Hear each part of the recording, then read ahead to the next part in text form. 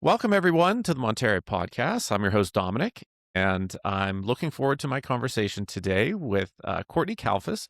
They have a renovation company up in the Cleveland area and very near and dear to my heart. Also, I'm very familiar with the market and the construction renovation. So I'm looking forward to hear what she has to bring to the table today and talk about, but I'll give her an opportunity to introduce herself and give a brief background into the company. Thank you, Dominic. I appreciate the invitation. My name is Cortney Kalfus. The company RA Kalfus Construction is a general contracting company, and we're located in Strongsville, Ohio, which is a suburb of Cleveland, Ohio. And we service the Northeast area communities, so a little bit of Cuyahoga County, Medina, Lorain. But just like you, we are a general contractor, custom general contractor. So we do anything from windows, doors, roofing, siding, additions, kitchen remodels, basements, baths, pretty much anything and everything in between. The company was actually started by my dad. I am a second generation. He had started the construction industry as a sider, as a subcontractor, eventually moved to saw a space in the market, especially in our area. Our area in the 70s and 80s just was dominated by house building, but nobody actually took the market to the renovation section. So as people grew into their homes and, we were dealing with big builders that kind of built the same home over and over and over again, they weren't able at that time to customize the homes. So as they lived in their houses for, 10, 11 years, kids were growing, whatnot, they were able to spend the money to add the additions on, finish the base, redo the kitchens, upgrade from the standard builder grade things. So there was really nobody in the market to do that. So he took a leap of faith and started his first job on a handshake and just basically said, I think this is what it's going to cost. Here we go. And from that point forward, he moved on into more like home remodeling. So me, as his daughter, he had three daughters, no sons. He actually was going into education. I went to Bowling Green State University. My aspirations were to be a teacher, and we had our preliminary meeting, and I ended up meeting a fellow student who was going into construction management. I thought, I didn't even know that was a degree. My dad just kind of worked it, he never had any educational background for it. So I thought, I had worked with him over the summers. I had always liked it. I had enjoyed it. I called him up and said, hey, what do you think if I take a class in construction management? And he said, I think that's a great idea. So took a few classes. I absolutely loved it. My degree really did focus more on commercial and industrial construction. But I didn't really like that niche for me. I really felt like I'm more of a personable person. I like dealing with homeowners on a different level. Always enjoyed working with my dad through the summers and things like that. So 4 years, graduated with a degree in construction management and started right away here at the company. So now this is my 27th year in construction. So it's been quite a growth. I had a wonderful mentor in my dad. So we had started transitioning the company a couple of years ago. And fully transitioned. My dad had passed actually in May, so the company has fully transitioned to me starting in May. So I'm sorry to hear that. Exciting. Thank you. I appreciate that. And kudos to everything that, getting your degree and working and following up dad's footsteps. So that's fantastic to hear. Yeah. I mean, he made sure that I started from the ground up. I always worked outside, labored, drove dump trucks, delivered materials. One, it was a learning experience for me to see how things were done. And two, I was able to learn about the outside process, the materials, the things like that. And he wanted to know, that when I did eventually hopefully when I became in this position, I would knew what all that other stuff took to do to get to that point. So he was a great mentor. And I have to say, unfortunately, he's not here with us now, but he really taught me a lot. So he gave you the foundation. Absolutely. To be successful. Laid a perfect foundation. There you go. Yeah.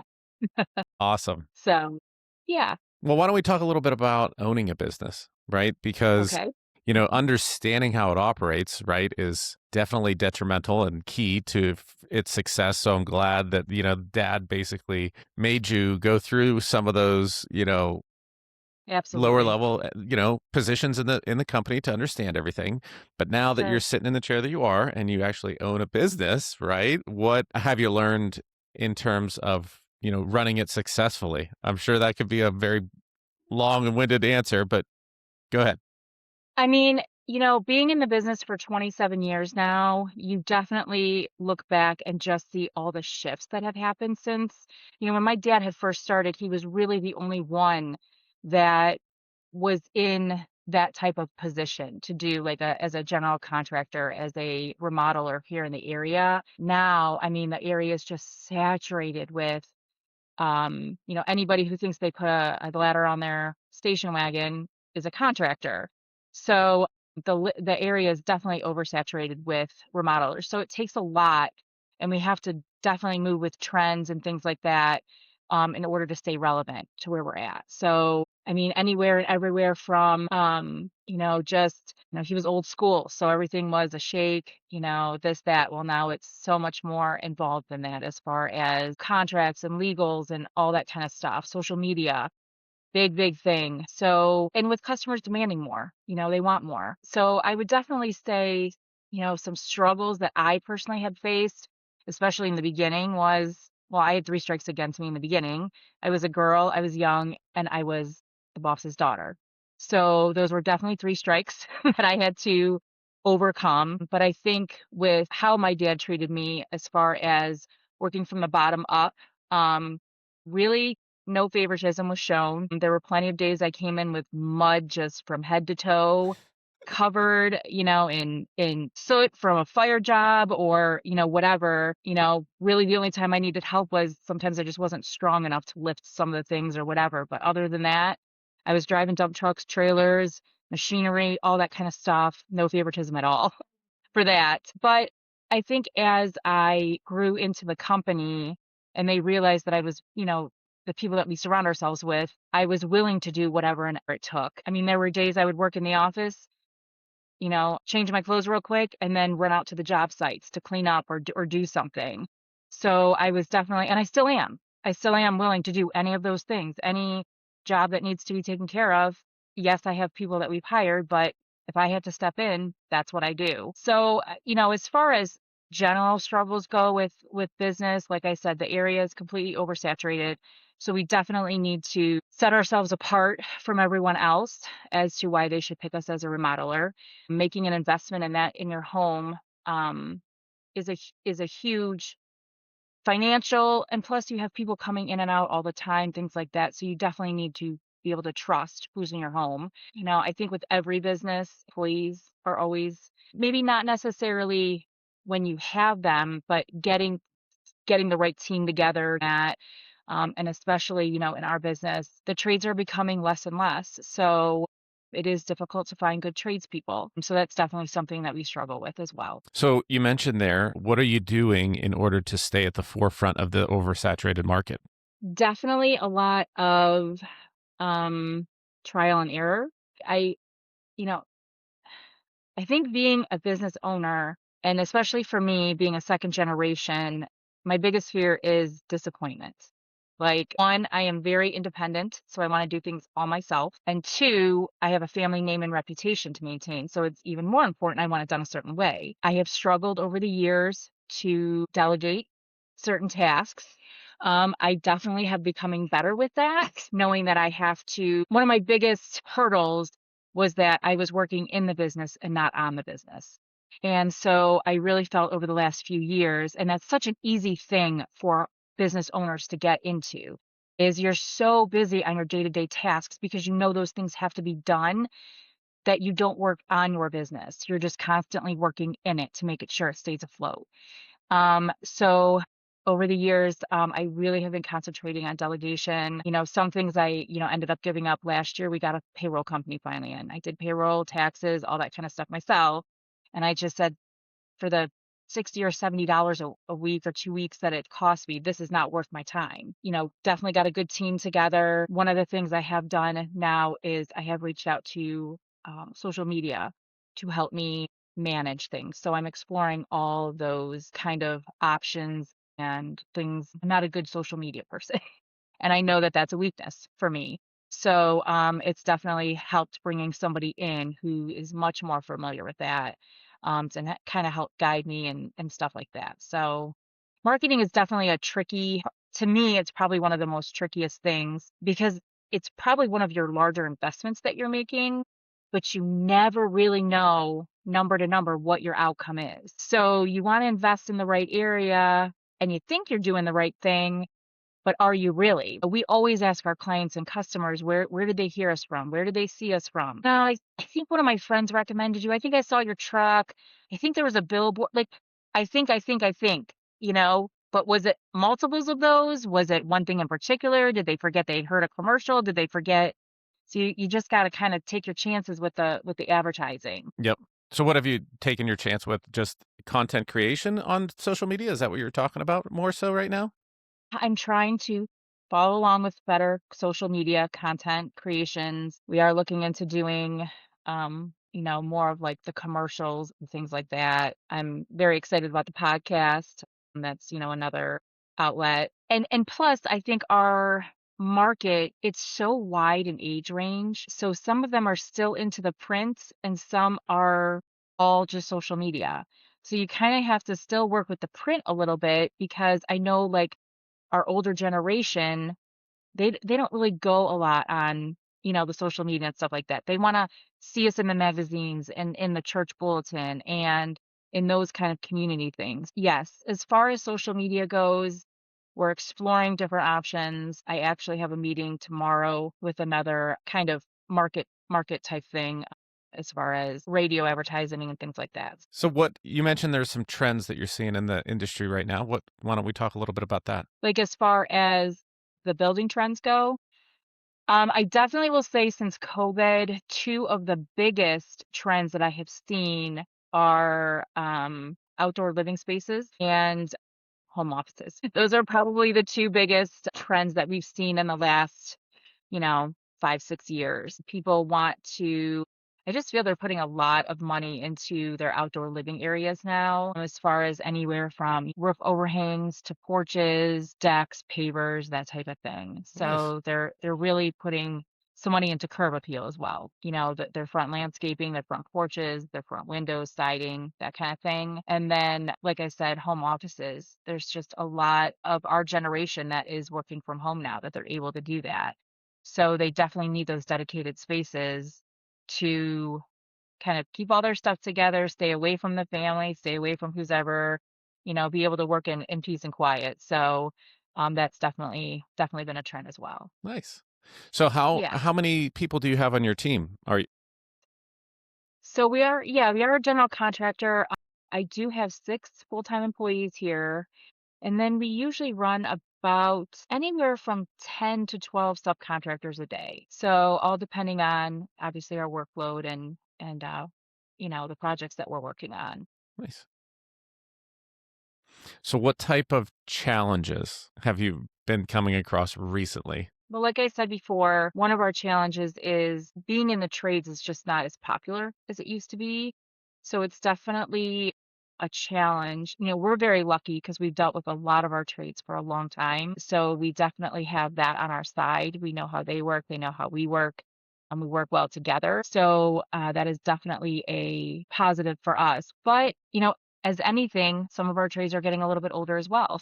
You can't put all your eggs in one basket. You definitely have to have, as a general contractor, I can't just have one electrician, one plumber, one this. We have multiple. I mean, at any given time, we're running, like right now on our job list, we have 87 jobs that we're running. Now, they're all in different stages. Some are in drawing, some are just a punch list item, but they could be anywhere and everywhere in between. But finding younger tradespeople is definitely a challenge. One, they're new to the industry. So obviously their skills probably are not perfected yet. And two, like I said, we're lucky because we have partnered with local trade schools here. So we do get people coming out of the trade schools and they end up working with us, which is a great thing. But as far as like mechanicals and stuff go, there's a lot involved. I don't know what Pennsylvania's codes are, but as far as licensing and getting all that kind of stuff. So you don't do that as as a new graduate. That all takes time. So that's definitely been a struggle. And the same thing with material prices. They just continually go up. There's always some type of tariff, some type of tragedy, some type of something, that just continually keeps them rising. I mean, I'm sure like lumber costs, they're just insane now. Yeah. So, and finding products, like I know when I first started, anything and everything was at the showroom. All you had to do was call it in and pick it up. Now it's 6 to 8 weeks out. They have nothing that they kind of, or I should say it's limited to what they keep in stock.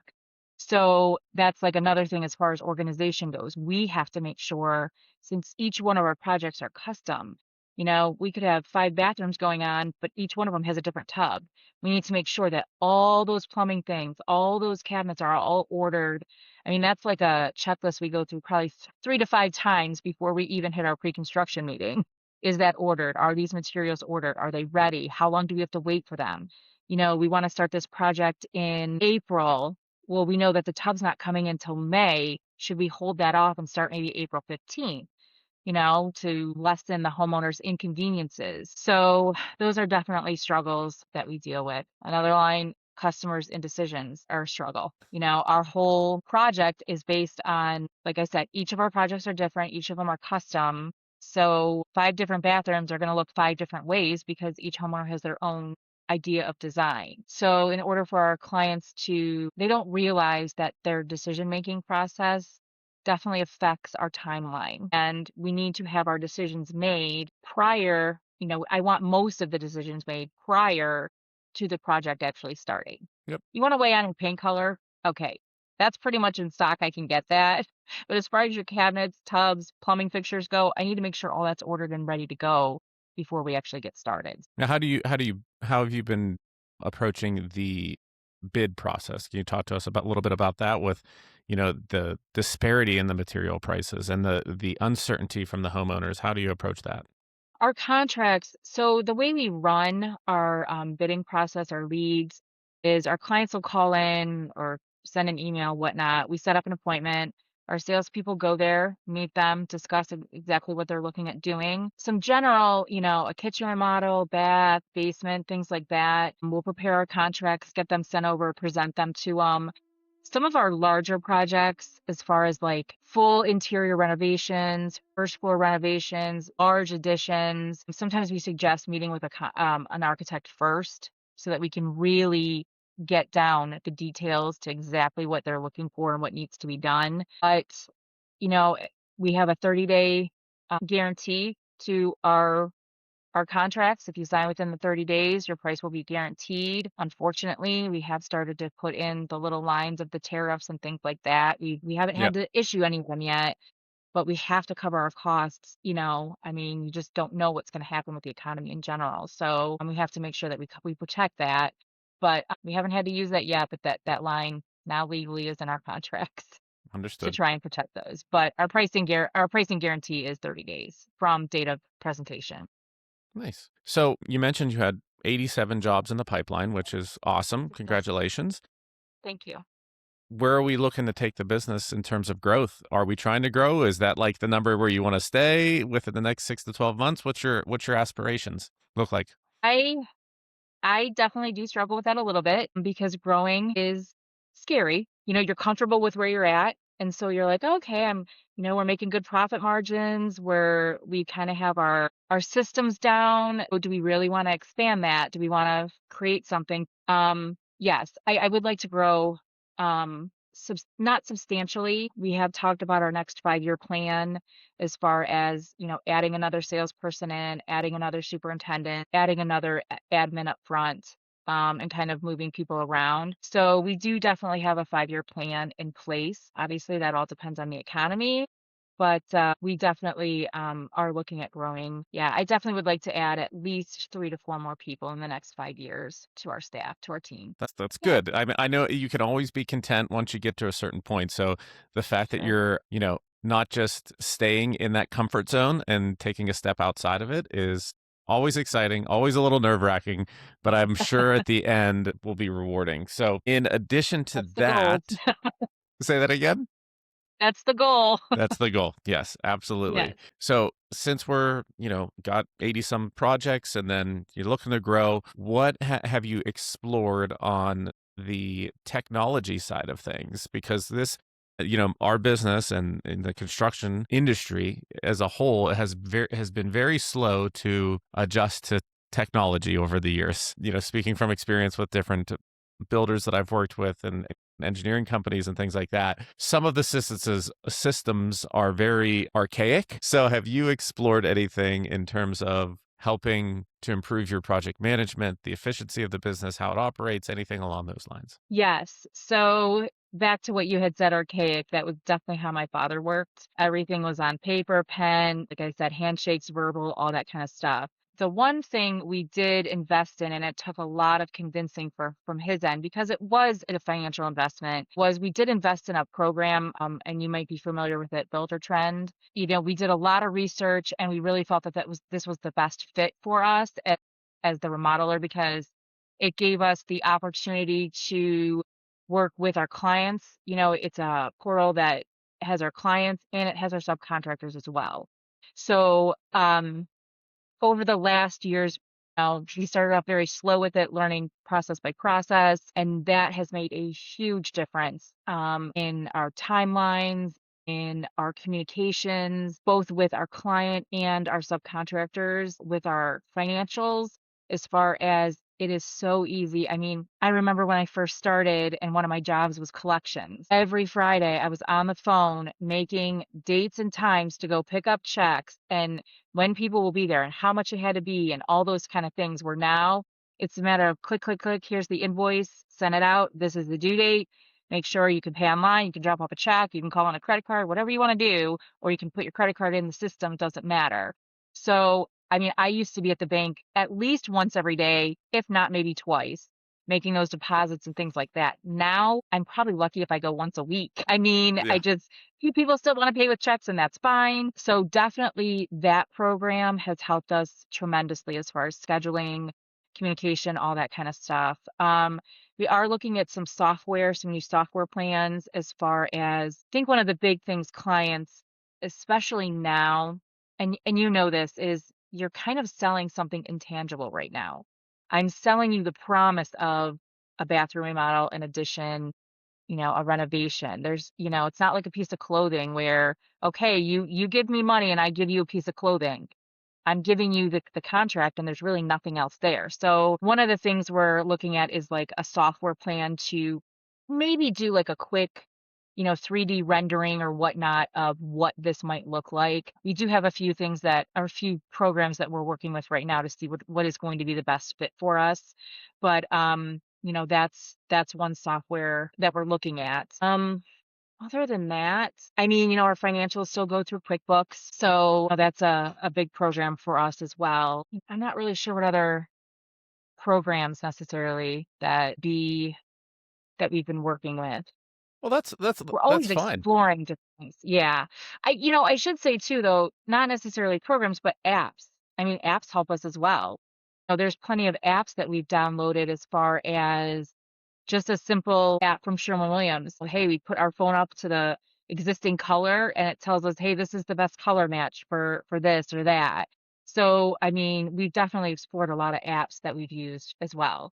Yeah, it's just crazy. There's so much out there that could Yes. help with, the intangible, like you had mentioned, like rendering softwares. And, yes, you might have to do a little bit of manual input or, verbal direction on what you're trying for the software to replicate and give you an image of. But there is so much out there that can do that now, which then I think in the end makes the end consumer a little bit more at ease seeing a picture, right? Everyone likes to Uh-huh. see something rather than, yeah, Sure. I can get you a craftsman style white cabinet and I can get you 20 of them and a quartz countertop and stainless steel finishes and that all that sounds great, but being able to actually replicate exactly what you're trying to emulate and create for them, I think makes it a lot of an easier process. I commend you for exploring software systems such as Builder Trend. I know that's a great software I have used personally before in the past, and